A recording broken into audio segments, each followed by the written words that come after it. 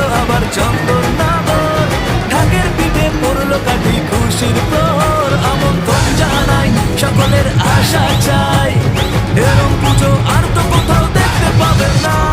সবার সেরা এই শহরের জগদ্ধাত্রী মা, সবার সেরা এই শহরের জগদ্ধাত্রী মা, সবার সেরা এই শহরের জগদ্ধাত্রী মা, সবার সেরা এই শহরের জগদ্ধাত্রী মা। বলো জগদ্ধাত্রী মাই কি, বলো জগদ্ধাত্রী মাই কি।